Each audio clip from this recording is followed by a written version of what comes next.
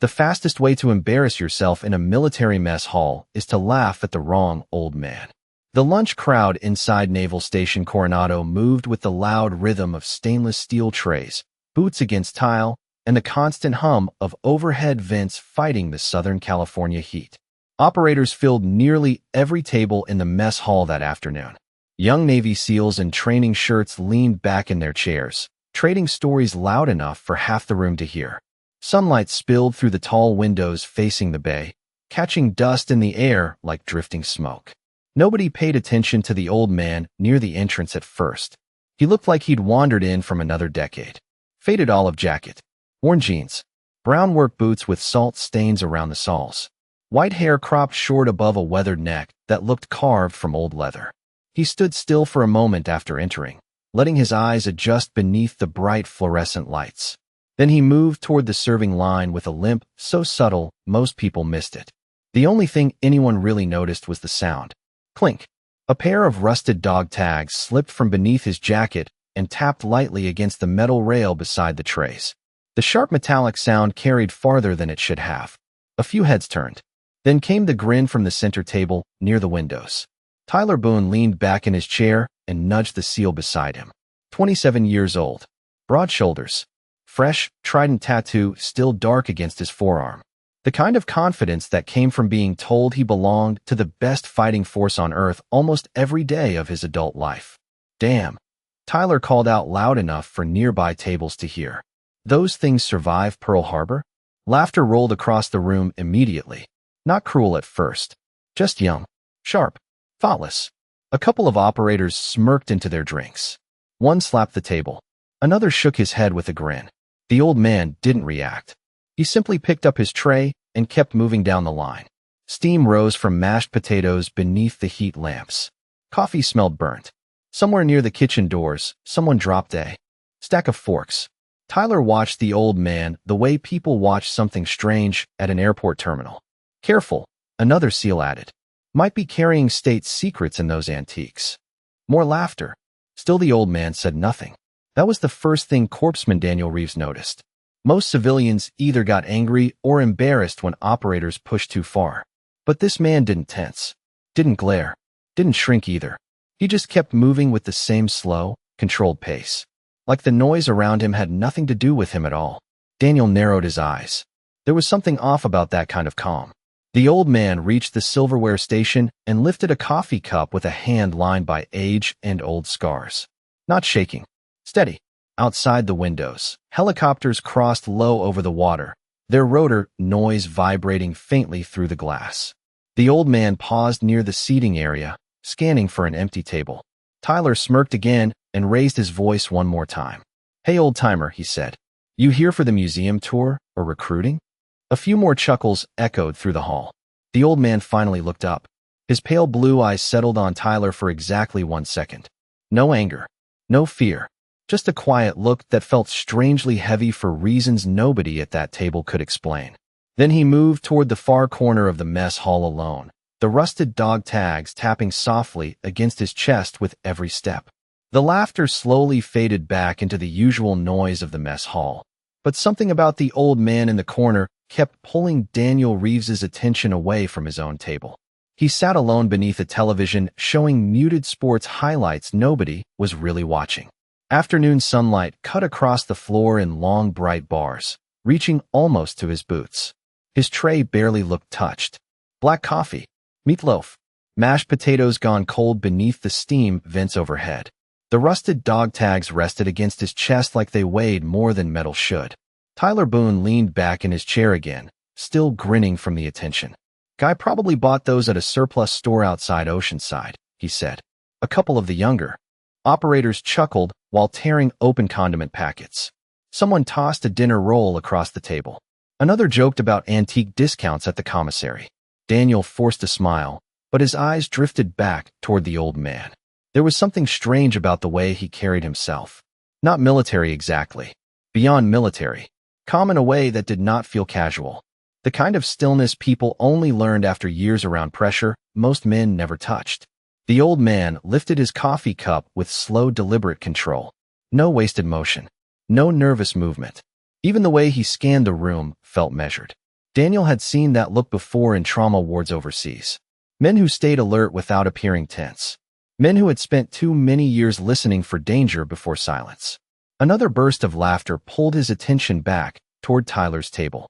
You should ask him what war he fought in, one operator joked. Civil War maybe. Tyler smirked. Nah, dude probably gives motivational speeches at hardware stores. More laughter followed, louder this time. A few nearby tables turned to look. The old man did not. He simply reached beneath his jacket and adjusted the chain around his neck. For half a second the dog tags slipped into the light. Daniel caught a glimpse of the metal and frowned. They were old. Much older than standard issue tags still used by active teams. One edge looked blackened from heat. The surface carried scratches too deep to come from normal wear. Then Daniel noticed something else. Tiny engraved markings along the bottom corner. Not decorative. Hand-cut. Precise. His expression changed slightly. Tyler noticed. What? He asked. Daniel shook his head once. Nothing. But it was not nothing. Daniel had grown up around military families in Virginia Beach. His grandfather served in the Navy. He had spent years hearing stories from old operators who never talked much unless whiskey loosened the memories loose after midnight. Certain men marked their gear in specific ways. Quiet ways. Team ways. The old man shifted in his chair, and the chain moved again. Clink. The sound echoed softly beneath the ceiling fans. Daniel stared harder this time. One of the markings looked almost like a call sign cut into the steel by hand decades earlier. Tyler stood and grabbed his tray. Watch this, he muttered with a grin. Daniel immediately felt his stomach tighten. Tyler crossed the mess hall slowly, boots scraping against tile. Conversations nearby lowered without anyone really meaning to. The old man kept drinking his coffee. Tyler stopped beside the table and tilted his head toward the dog tags. So what is the story, old-timer? He asked. Those things come free with the jacket. A couple of SEALs nearby snorted into their drinks. The old man lowered his coffee cup carefully onto the tray. His pale blue eyes lifted toward Tyler again. Calm, steady, heavy. Then his gaze shifted past Tyler's shoulder toward the entrance of the mess hall. Daniel followed the look instinctively. The room changed the moment Master Chief Raymond Hale walked through the door. Master Chief Raymond Hale entered the mess hall with the kind of presence that lowered noise without anyone being told to quiet down. Conversations softened almost immediately as operators noticed him crossing the room. 40 years around naval special warfare had carved something hard and unreadable into his face. He moved with the controlled pace of a man who no longer needed to prove authority because authority already followed him everywhere. Tyler stepped back slightly from the old man's table as Hale approached, still holding his tray in one hand. Master Chief, Tyler said casually with a grin. We found ourselves a Cold War relic. A couple nearby laughed under their breath, but Hale did not react. His eyes had already locked onto the rusted dog tags resting against the old man's chest. The room seemed to narrow around that single detail. Hale stopped walking. Completely stopped. For a brief second, even the sound of forks against trays felt distant. Daniel noticed it immediately. Men like Raymond Hale did not freeze. Ever. But now he stood motionless near the center aisle, staring at the old tags like he had seen a ghost walk into the building. The old man slowly set his coffee cup down onto the tray. Clink. Hale stepped closer. One step, then another. His expression changed in a way Daniel could not fully explain. Not fear. Not confusion. Recognition. Deep recognition. Tyler glanced around awkwardly, unsure why the atmosphere suddenly felt heavy. Master Chief? He asked again. Hale ignored him completely. His eyes remained fixed on the scratched metal hanging from the old chain. The dog tags looked even older up close. Rust near the edges. Burned discoloration across one corner. Tiny engraved markings worn almost smooth with time. Hale stared at the markings longer than anything else. Daniel watched the color drain slightly from Tyler's face. The joking confidence that had filled the table minutes earlier began fading under the silence now spreading through the room. Hale spoke quietly, almost too quietly for anyone nearby to hear. Where did you get those? The old man looked up at him without emotion. They used to belong to me. Something shifted behind Hale's eyes the instant he heard the voice. The old man's tone carried no performance. No pride. Just fact. Hale stepped closer still. Close enough now to read the engraving near the bottom edge of the tags. Daniel saw Hale's jaw tighten. Then came the question that changed the room completely. Mercer? Hale asked softly. Elias Mercer? Tyler's smile disappeared. A few nearby operators exchanged uncertain looks. The old man nodded once. Nothing dramatic. Just one small movement. Hale exhaled slowly through his nose and looked away for half a second like he was trying to steady himself against an old memory. Outside the windows, another helicopter crossed low over the bay. The rotor vibration hummed faintly through the glass. Nobody in the mess hall seemed to move anymore. Tyler looked between the two men, suddenly aware that he had walked into something far bigger than a joke. Wait, he said carefully. You know him? Hale finally turned toward the younger operators. His face had gone cold in a completely different way now. Not angry. Worse. Disappointed. You boys have any idea who is sitting in this room right now? No one answered. Daniel noticed two senior operators at another table quietly straighten in their seats. They had heard the name too. Hale. Look back at Elias Mercer. His voice dropped lower. I thought you were dead. Elias gave the faintest shrug beneath the faded jacket. A lot of people did. Silence spread across the mess hall so completely that the distant kitchen fans suddenly sounded loud. No one in the mess hall seemed interested in eating anymore. Trays sat untouched across the tables, while every eye slowly drifted toward the corner where Elias Mercer remained seated beneath the television. The old man looked completely unaffected by the silence spreading around him. He simply wrapped both hands around the warm coffee cup as if this moment belonged to somebody else entirely. Master Chief Raymond Hale stood beside the table, still staring at him with disbelief that had not fully settled into understanding yet. Tyler Boone shifted awkwardly near the aisle, suddenly aware that dozens of operators were now watching him too. The confidence he carried earlier had started slipping away piece by piece. Hold on, Tyler said carefully. Who exactly is he? Hale did not answer immediately. Instead, he pulled out the empty chair across from Elias and sat down slowly. That alone changed the atmosphere even more. Men like Raymond Hale did not sit casually with strangers, especially not in the middle of a crowded mess hall during operational hours. Elias finally looked at him directly. You got old too, Raymond. A faint smile touched Hale's face for less than a second. Not as old as you. Daniel Rees watched the exchange closely from halfway across the room. The way they spoke felt different from military formality. Older. Familiar. Like two men separated by decades instead of rank. Hale glanced down toward the rusted dog tags again. I have not seen those since Kuwait, he said quietly. Tyler frowned. Several younger SEALs exchanged confused looks. Kuwait. Desert Storm. To them, it sounded almost ancient. Something from documentaries and old recruiting posters. Hale leaned back slightly, his eyes never leaving the tags. Most people thought you were gone after Al Basra. The room stayed silent. Even the kitchen staff near the serving line had stopped moving around as much. Elias took another slow sip of coffee before answering. That was the official version. Tyler looked toward Daniel, as if waiting for someone to explain the situation. Daniel only shook his head once. He did not know enough yet either, but he could feel the room changing around the old man like pressure before a storm. Hale lowered his voice further. You disappeared for 32 years. Elias shrugged beneath the faded jacket. I was busy.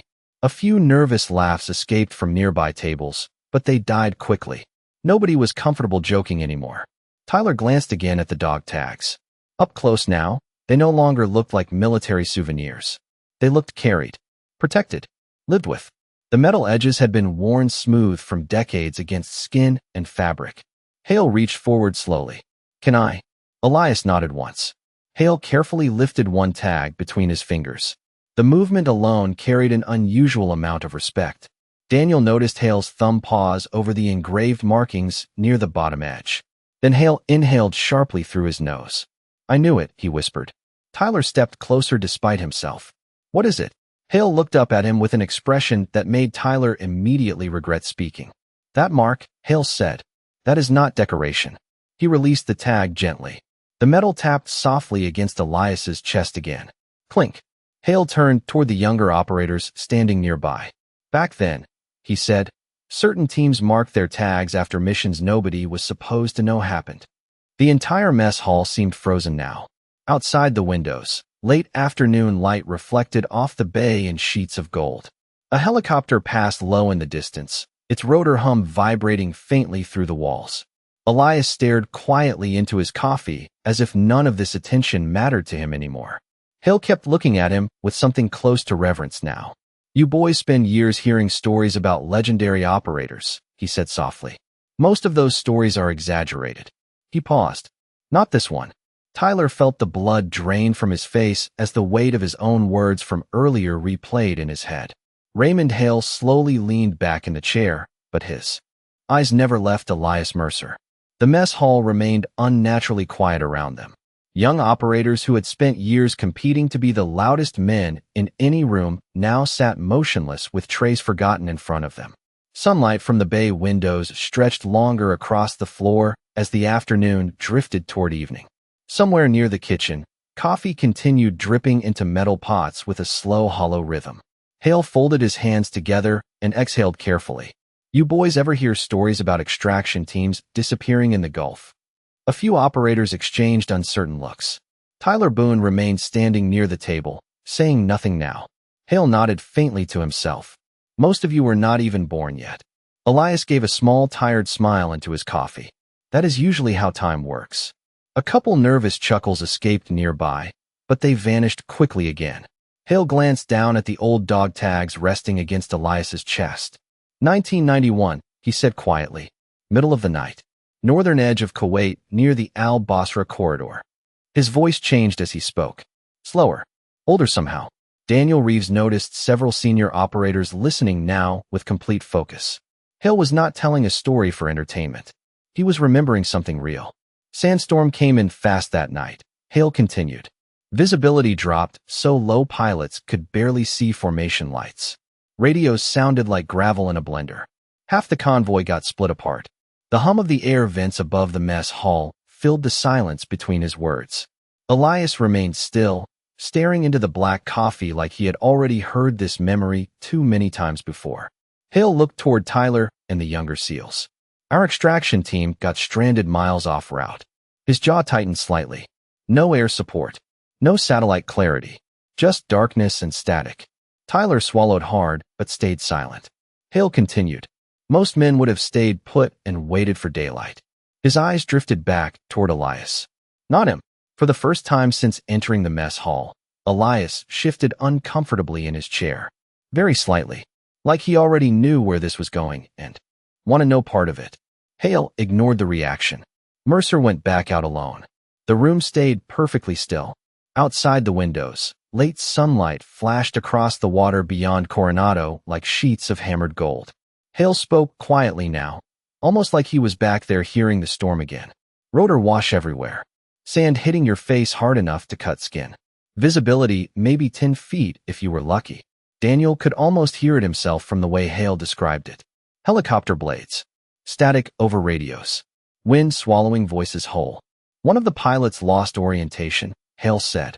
Bird came down rough outside the extraction zone. Tyler's expression slowly changed from embarrassment into something closer to disbelief. Hale nodded once toward Elias. He walked straight back into that storm carrying medical supplies and navigation gear because nobody else could find the crash site.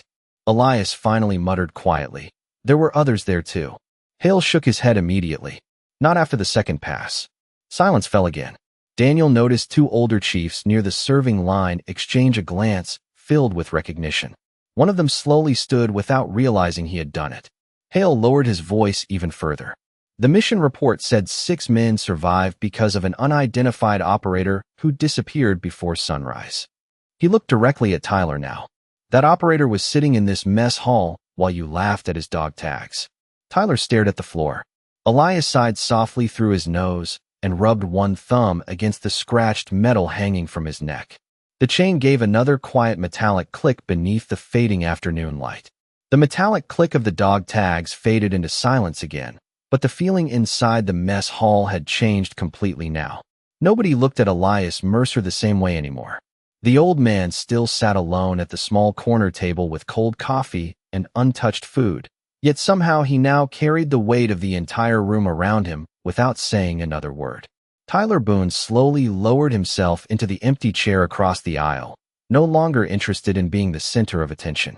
His face had gone pale beneath the overhead lights. Daniel Reeves noticed his hands flex once against the edge of the tray like he was trying to process everything at once. Raymond Hale rested both forearms on the table and looked at Elias carefully. "You never came back after the Gulf," he said quietly. Nobody knew what happened. Elias stared toward the bay windows where evening light shimmered across the water outside. "That was the point." Hale nodded slowly, understanding more than the younger men around them ever could. "Command buried the mission," he said. "Official records said the weather caused the separation." Elias finally gave a dry smile. "Weather makes a good excuse." A few older operators nearby exchanged glances. Some of them clearly knew pieces of the story already. Tyler looked between the two men again. "Wait," he said carefully. "If he saved the extraction team, why have none of us heard his name before?" Hale turned toward him. "Because some operations disappear on purpose." The room remained silent except for the low hum of ventilation and distant kitchen noise. Hale continued. "Back then, teams handled things differently. No cameras. No social media. No interviews. Men did impossible things and went home without anyone knowing." Elias rubbed his thumb slowly across the edge of the rusted tag. "That was how it was supposed to be." Tyler lowered his eyes. Every word now made his earlier jokes feel smaller and smaller. Hale leaned back slightly and studied the younger operators watching from nearby tables. "You boys train with the best equipment in the world," he said. "Night optics. Satellite overlays. Real-time feeds." He nodded once toward Elias. His generation had instinct, paper maps, and each other. Daniel watched several SEALs quietly straighten in their seats. The shift was subtle, but real. Nobody laughed anymore. Nobody whispered either. Hale continued speaking softly, almost like he was talking to himself now. "There are men walking around this country carrying stories nobody would believe if they told them." His eyes moved back toward Elias. "Most of them never tell the stories anyway." The old man gave another faint shrug beneath the faded jacket. "Stories get heavier when you carry them too long." Tyler finally forced himself to speak directly to Elias. "Sir, I did not know." Elias looked at him calmly. No anger. No satisfaction. Just tired understanding. "You were not supposed to." That answer somehow made Tyler feel even worse. Daniel noticed the emotional balance of the room shifting again. Earlier it had been embarrassment. Now it was respect beginning to settle into place. Quiet respect. The kind that spreads slowly between military men when truth finally catches up with reputation. One of the senior chiefs near the serving line stood fully now and picked up his tray without taking his eyes off Elias. Then another operator at a different table did the same. Tyler noticed it too and glanced around in confusion. Hale saw it happen and lowered his voice almost to a whisper. They remember the name now. Outside the windows, the sun dipped lower over Coronado Bay, casting the mess hall in warm gold light. Elias remained seated with his coffee while operators across the room slowly began rising to their feet one by one. At first it was only one chair scraping against the tile floor. The sharp sound cut through the mess hall loud enough for everyone to hear. Daniel Reeves turned toward the serving line and saw the senior chief standing perfectly straight beside his table, tray still in his hands. He was looking directly at Elias Mercer. No words. No signal. Just respect. A second chair slid backward near the windows. Then another. Operators across the room slowly rose to their feet one by one, almost instinctively, as if some invisible current had moved through the building all at once. Tyler Boone looked around in stunned silence while the atmosphere transformed around him. Nobody spoke. Nobody laughed anymore. The only sounds left were boots shifting against the floor, distant kitchen fans, and the low hum of helicopters somewhere beyond the bay. Elias remained seated through all of it, staring quietly into his coffee as though he did not notice the entire mess hall standing for him. But Daniel could tell he noticed. The old man's shoulders tightened slightly beneath the faded olive jacket. Raymond Hale slowly stood beside the table as well. His expression carried the kind of quiet pride usually reserved for memorial ceremonies and folded flags. "You see this?" he asked softly without looking at Tyler. "This is what respect looks like when it is earned the hard way." Tyler swallowed hard. He had spent years inside naval special warfare, trying to become someone worthy of recognition. Yet the old man sitting in front of him had walked into the building unnoticed, wearing worn boots and rusted dog tags. And now hardened operators across the entire mess hall stood in silence, without a single command being given. Daniel watched more personnel near the back rise from their chairs after hearing pieces of the story passed quietly between tables. Some of the younger SEALs looked confused at first, but they stood anyway the moment they realized every senior operator in the room already had. The sunlight pouring through the windows turned deep gold now, washing over the steel tables and polished floor in long, warm reflections. Elias finally lifted his eyes slowly around the room. Not proud, not emotional, just deeply tired in a way that came from carrying decades most people could never understand. His gaze paused briefly on Tyler. The younger SEAL lowered his eyes immediately. Hale stepped back from the table and straightened his posture. Then, without a word, he raised his hand into a formal salute. The movement was slow and deliberate. The room followed almost instantly. Operators throughout the mess hall lifted their hands in perfect silence until rows of salutes stretched from one end of the hall to the other. Daniel felt the hairs rise along his arms. Nobody had planned this. Nobody had ordered it. It simply happened because every person in that room suddenly understood they were standing in the presence of someone whose sacrifices had outlived recognition itself. Elias stared at the salutes for several long seconds. The rusted dog tags rested motionless against his chest now. Outside, the fading sun dipped lower over Coronado Bay, while distant rotor noise drifted across the water like an old memory returning home. Tyler finally pushed himself to his feet completely and faced the old man directly. His voice came out quieter than before. "Sir, I am sorry." Elias looked at him calmly. The silence in the room deepened again. Then the old veteran gave the faintest shake of his head. "Do not apologize for being young," he said softly. "Just learn faster." Tyler nodded once, unable to speak after that. Hale lowered his salute slowly, but many others in the room still held theirs a second longer. Daniel realized something then. Nobody in that mess hall would ever forget this afternoon for the rest of their lives. The salutes slowly lowered across the mess hall, but nobody sat back down right away. The silence had become something larger than protocol now. It felt personal, heavy. Like every man in that room suddenly understood he had just witnessed a piece of history that had almost disappeared with time. Elias Mercer finally reached for his coffee again, though it had long since gone cold. His weathered hand wrapped around the cup carefully, and for the first time Daniel Reeves noticed how tired the old veteran truly looked beneath the calm exterior. Not weak, just worn by years no one else in the room could measure. Raymond Hale remained standing beside the table with his hands behind his back. His eyes moved slowly across the operators surrounding them. "Sit down," he said quietly.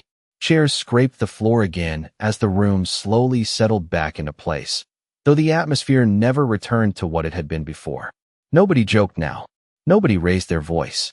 Even the younger operators who had not fully understood the story, sensed they were sitting near something sacred. Tyler Boone lowered himself into his chair carefully, still unable to look directly at Elias for more than a few seconds at a time. Daniel noticed that the younger SEAL's confidence had not vanished completely. It had transformed into humility instead. Hale looked back toward Elias. "You should have called somebody after all these years." Elias gave a faint smile into the rim of the coffee cup. "And say what?" Hale shook his head slowly. "That you were alive would have been enough." Elias stared toward the windows again where evening shadows stretched across Coronado Bay. "The men who did not make it home deserve the attention more than I did." The words settled heavily over the room. Tyler looked down at his hands. Several older operators near the back nodded quietly to themselves. Hale exhaled through his nose and reached into the inside pocket of his uniform jacket. He removed a small challenge coin worn smooth around the edges from years of carrying it. The emblem of naval special warfare caught the fading sunlight for a brief second. Daniel recognized immediately that this was not an ordinary coin. Hale placed it gently on the table beside Elias's tray. "I have carried this for 23 years, he said softly. "It belonged to Chief Donovan." Elias's expression changed for the first time since entering the mess hall. Very slightly, but enough for Daniel to notice. The old veteran looked down at the coin without touching it. "He always lost those things," Elias murmured quietly. A few older chiefs smiled faintly at that. Hale nodded once. "He told me if I ever saw you again, I was supposed to hand it back personally." Elias stared at the coin for several silent seconds. The room remained perfectly still around him. Then he finally picked it up with careful fingers, turning the worn metal once beneath the light. Daniel noticed moisture gathering subtly in Tyler's eyes before the younger man looked away quickly toward the windows. No one mocked him for it. Nobody would have dared. Elias slipped the coin into the pocket of his faded jacket and looked toward Hale. "You kept your word." Hale answered immediately. Some promises matter longer than careers. Outside, the sun disappeared lower beyond the water, leaving the mess hall bathed in soft amber light. Kitchen workers moved quietly now, almost respectfully, as if they too understood something meaningful had happened here. Elias slowly pushed his chair back from the table. The entire room instinctively straightened again the moment he stood. The rusted dog tags shifted softly against his chest with that same small metallic click that had started everything hours earlier. But this time, nobody heard old metal. They heard legacy. The entire mess hall watched Elias Mercer stand in silence beside the small corner table while the last light of evening settled across Coronado Bay outside the windows. For a long moment, nobody moved. The old veteran adjusted the faded jacket around his shoulders and slipped the challenge coin deeper into his pocket beside the rusted dog tags. The metal chain gave one final soft click against his chest. It was a tiny sound, almost lost beneath the distant hum of helicopters crossing somewhere over the Pacific, yet every man in that room heard it clearly now. Raymond Hale stepped aside slowly, giving Elias space without ever breaking eye contact. There was no ceremony left to perform, no speech left to make. The respect had already been given. Elias picked up his untouched tray and carried it toward the return counter with the same calm, steady walk he had entered with earlier that afternoon. But the room he crossed now felt completely different from the one that had laughed at him before. Operators moved aside quietly to clear his path. A few nodded respectfully as he passed. Others simply stood straighter. Tyler Boone remained near the table for several seconds before finally gathering enough courage to follow him toward the tray station. Daniel Reeves watched carefully from nearby, sensing the moment mattered more than either man would probably admit out loud. Tyler stopped a few feet behind Elias while the older veteran slid the tray onto the stainless steel counter. Steam drifted softly from industrial sinks behind the kitchen line. Evening shadows stretched longer across the tile floor. "Mr. Mercer," Tyler said quietly. Elias turned halfway toward him. Up close, the lines on his face looked deeper beneath the fading light. Not bitter, just earned. Tyler swallowed once before speaking again. "I spent years trying to become somebody men would respect." Elias studied him for a second without judgment. Tyler glanced down briefly. "Today made me realize I did not even understand what respect actually was." The old veteran remained silent for a moment. Then he rested one weathered hand lightly against the edge of the counter. "Respect is not about being feared," he said softly, "and it is not about being noticed either." The kitchen fans hummed quietly overhead, while Tyler listened like every word mattered. Elias looked toward the bay windows again. "It is about who you become when nobody is watching." Tyler nodded slowly. The arrogance that had filled him earlier was gone now, replaced by something quieter and stronger. Daniel could see it clearly even from across the room. Elias gave him one final look. "You will be fine," he said. "Just remember that uniforms get old faster than character does." Tyler managed the faintest smile after that. "Yes, sir." Elias nodded once and turned toward the exit doors. The entire mess hall instinctively rose again as he walked past the tables. Not because protocol demanded it, because nobody wanted to remain seated while a man like that walked out alone. The old veteran paused briefly near the doorway when the cool evening breeze rolled in from outside, carrying the smell of salt water and jet fuel across the base. He looked back only once. Raymond Hale stood at attention near the center aisle. Daniel Reeves stood beside him. Tyler Boone stood too, shoulders squared differently now than before. Elias gave them a small nod. Nothing dramatic, nothing theatrical. Then he stepped out into the fading California sunset and disappeared beyond the doors while the rusted dog tags tapped softly against his chest with each slow step. Long after he was gone, the mess hall remained silent. Because some men do not need to remind the world who they were. The people they saved remember for them.